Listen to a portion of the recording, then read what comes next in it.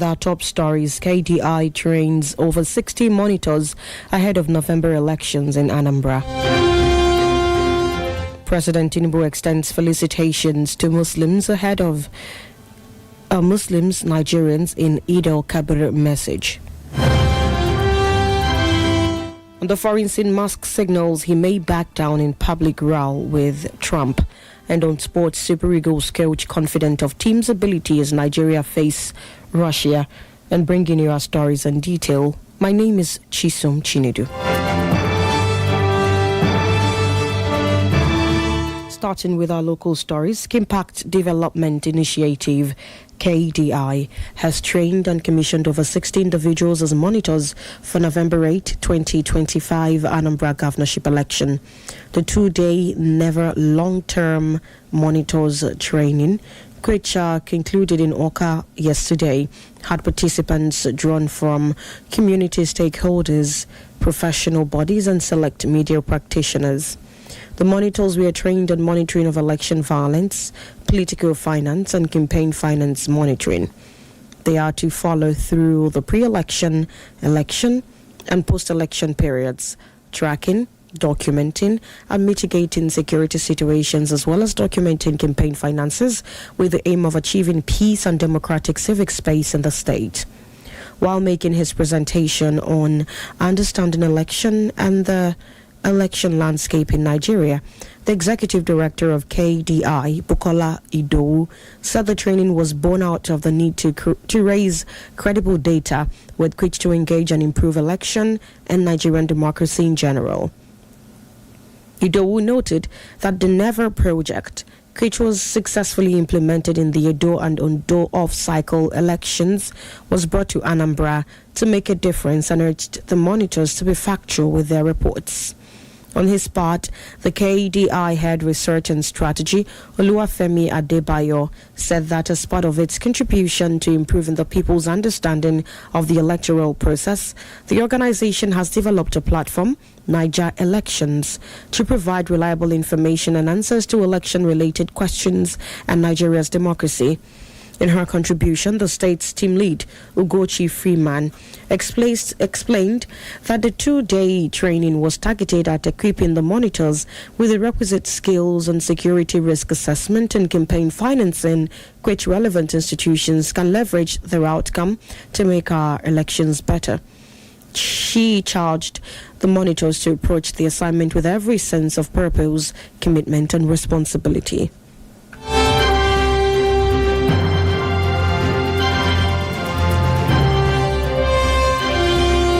The Federal Road Safety Corps FRSC Anambra State Command has intensified its enforcement efforts to ensure compliance with road safety regulations. As a result of this, 36 offenders of road safety regulations were on Thursday convicted of several offences, while 2 offenders were discharged and acquitted by the Chief Magistrate A.N. Okoli, who presided over the court proceedings in Oka. A total of 38 offenders were arraigned for various traffic offences at the Magistrate Court in Oka. Speaking after the court sitting, the Sector Commander, Corps Commander Joyce Alexander, reiterated the command's commitment to making the roads safer for the Anambra and visitors to the state. Alexander said the initiative aims to reduce road traffic crashes through a crackdown on fake or non-existent number plates, speed limit devices, and vehicle overloading throughout the state. She urged all road users to comply with traffic regulations to avoid penalties. Anambra State chapter of the People's Democratic Party (PDP) has appealed to the presidential candidate of the Labour Party in the 2023 election, Peter Obi, to return to the party. The PDP made the appeal following the enlarged meeting of the state's executive committee set to review the state of the party and chart a way forward in Oka yesterday. A communique signed by the state chairman of the party, Chidi Chidebe, said Obi asked Obi to return and reunite with the now rejuvenated and restructured PDP in the state, as alliances with ideological incompatible political formations and the guise of coalitions would likely not yield the desired success. He announced the unanimous nomination of Chief Clems Ezike to fill the vacant position of the national ex-officio from Anambra. It will be recalled that Obi defected to the Labour Party when he felt he could not achieve his presidential ambition with the PDP's vote.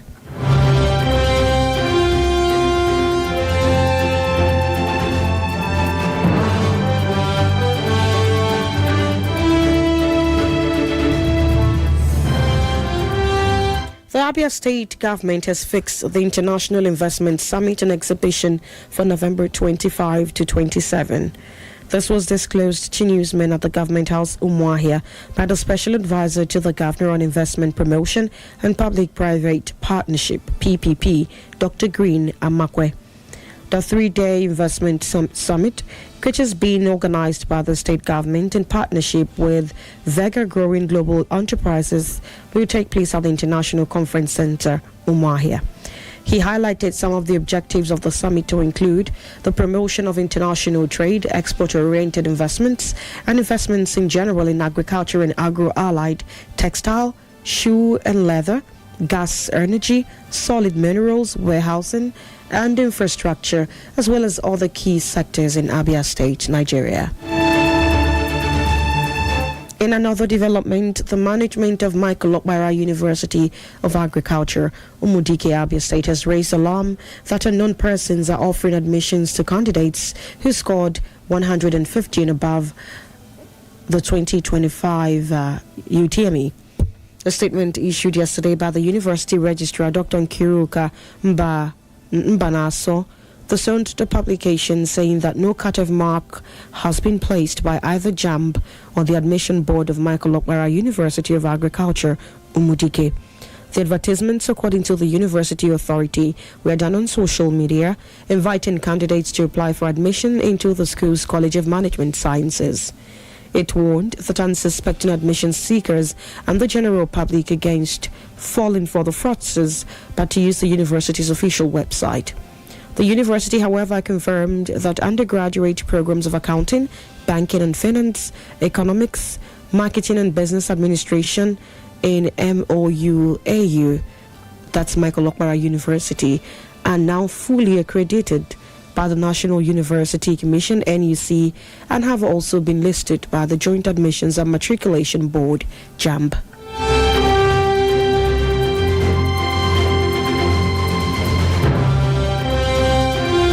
President Bola Tinubu has appealed to Nigerians to keep hope alive, assuring that there are better days ahead. The Nigerian president made the appeal in the Eid al-Kabir message to Nigerians released yesterday. He stated that while the country is not yet where we aspire to be, the toughest days are behind us. While felicitating with Nigerian Muslims and the global Muslim Ummah on the sacred occasion, Tinubu described the festival as a moment of deep reflection, faith, and devotion. He noted that Eid al-Kabir is a reminder of our responsibilities beyond faith to show resilience, tolerance, compassion, and dedication to the progress of the country. He reaffirmed his commitment to these values and expressed deep appreciation for the faith, patience, and perseverance Nigerians have shown as his administration implements build reforms. The president also urged citizens to look beyond the outward celebration and embrace the true significance of the festival through the values of sacrifice, obedience, selflessness, and submission to the will of Allah, as exemplified by Prophet Ibrahim and taught by Prophet Muhammad.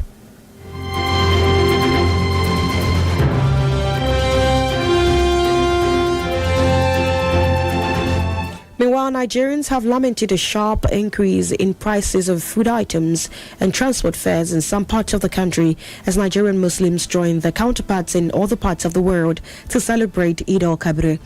Also, the prices of various sizes of rams, which is symbolically slaughtered to mark the occasion, has gone up, forcing many Muslim faithfuls to settle for alternatives.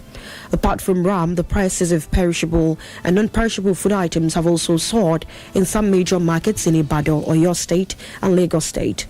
While sellers expressed their frustrations with this year's sales, buyers complained of the prices.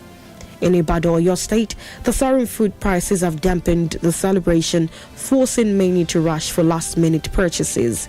It was gathered that an average-sized ram costs 350,000 naira, with the smallest selling for about 250,000 naira.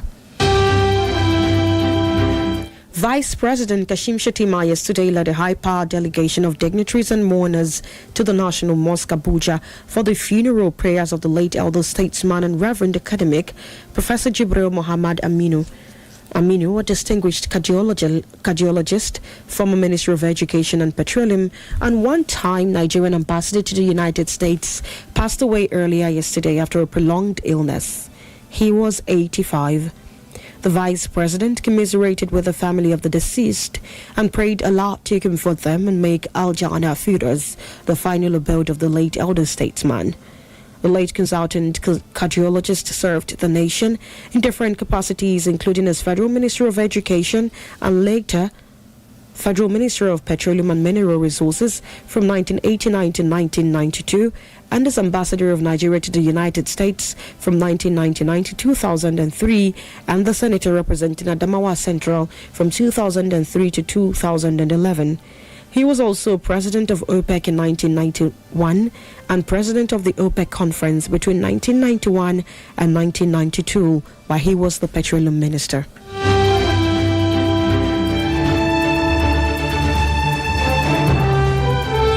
On the foreign scene now, billionaire Tesla chief Elon Musk has suggested that he may de-escalate his public row with U.S. President Donald Trump after their spectacular falling out. The Tesla chief executive signaled he might back down on the pledge of decommission the Dragon spacecraft made by his SpaceX business in an exchange on his X social media platform. He also responded positively to a call from fellow multi-billionaire Bill Ackman to make peace with the U.S. president. It was gathered overnight that the White House has scheduled a call with Musk today to broker a peace deal after both men traded verbal blows yesterday. The rolling spat, which played out over social media and in a Trump White House appearance, included the president saying he was very disappointed in Elon over Musk's criticism of his tax and spending bill. Musk also said the president's trade policies would cause a recession and raised Trump's connections to the convicted child sex offender Jeffrey Epstein. Musk has threatened yesterday that his company would begin decommissioning its Dragon spacecraft following threats by Trump to terminate SpaceX's government contracts. The announcement came amid a sharp and very public breakdown in relations between Musk and Trump, ending a nearly year-long political alliance. And on sports, Super Eagles of head coach Eric Chill has expressed his confidence ahead of today's international friendly against Russia, notwithstanding the notable absence of some members of his team. Chile, who led Nigeria to victory in the Unity Cup tournament in London, is using the friendly to continue shaping his squad ahead of critical Africa Cup of Nations and 2026 FIFA World Cup qualifiers. However, he will be without some top talents due to club-related decisions, injuries and administrative issues. Notable absentees include Nathan Teller, Samuel Chukwueze, Victor Oshime, Ademola Lookman and Wilfred Ndidi. Despite these challenges, Chile remains confident in his team's ability and commitment. Today's fixture will mark the first ever senior meeting between Nigeria and Russia. The match will kick off at 8 p.m. local time, which is 6 p.m. Nigeria, at the same Luzhniki Stadium that hosted the 2018 FIFA World Cup final. And with that, we conclude Udala News at noon. But before we go now, remember we told you that a 2-day monitors training organized by Kimpact Development Initiative has ended in Oka, with over 60 individuals commissioned to monitor November 8, 2025 Anambra State governorship election. Also, President Bola Tinubu has called on Nigerians to be patient with his administration's reforms, assuring that the toughest days are behind us. On the foreign scene, billionaire Tesla chief Elon Musk has suggested he may de-escalate his public row with U.S. President Donald Trump after their spectacular falling out. And on sports, Super Eagles coach Eric Chelle is confident that his team can pick a favorable result against